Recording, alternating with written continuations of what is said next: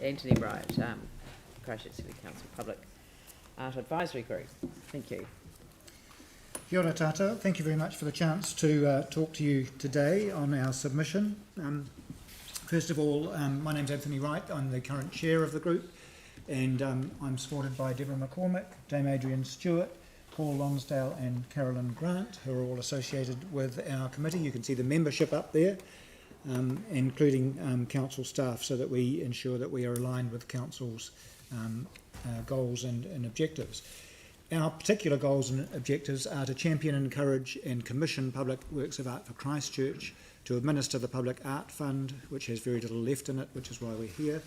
Where practicable, to achieve one-to-one or better funding from other sources to augment the council grant, and we'll be able to show you that we've done much better than that one-to-one over our first 10 years. Here's our vision. It's about reigniting and reinventing the artistic legacy. We want distinctive and innovative art, and we want art that will astonish, surprise and delight, whether that's locals or our visitors from elsewhere. We have some guiding principles. In our first 10 years, we were very focused about within the four avenues of the central city, and also trying to get public art at the major entrances to Christchurch, or to be associated with major strategic developments. As you'll hear in a minute, in our second 10 years, we want to complete that mahi, but then expand to the suburbs.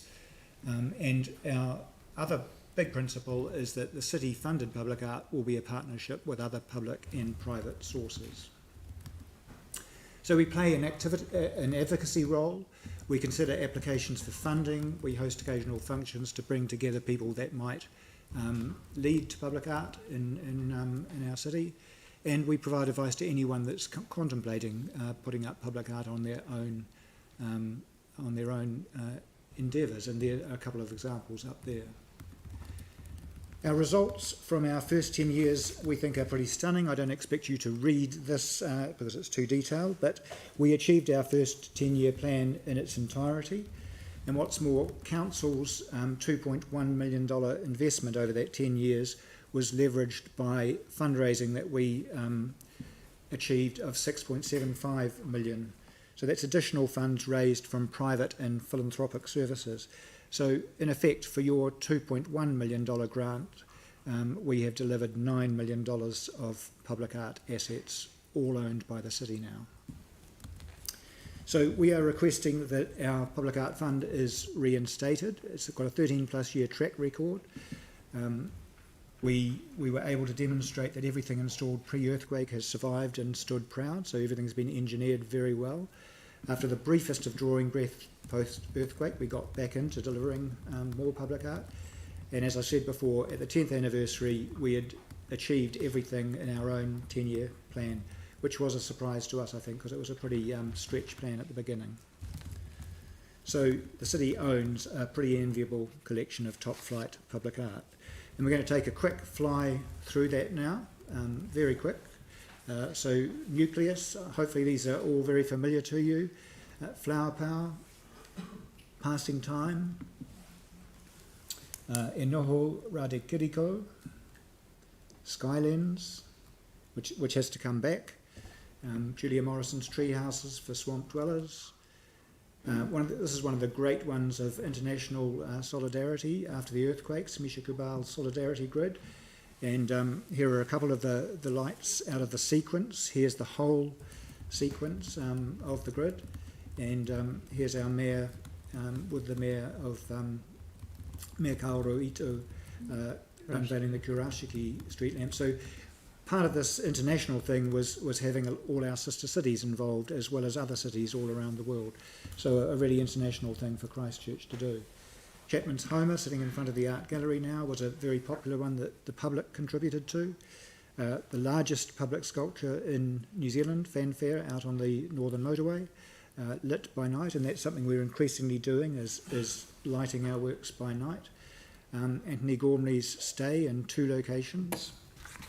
Pupu Haraketi, a wonderful memorial to someone killed in the earthquakes, standing in the King Edward's Barracks. Diminish and Ascend, Nathan Polio's Raise the Anchor in Little Hagley Park, and just announced the Ngāi Tahu legacy work that will sit in front of Te Pai.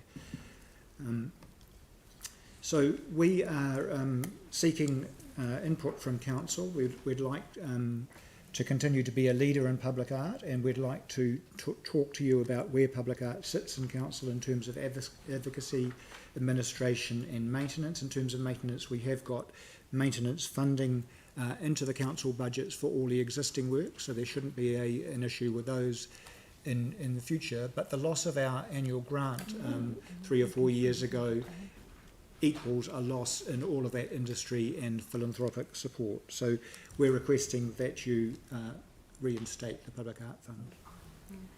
Just a couple of closing comments from me, if I may. Yeah. Is that okay? Thank you.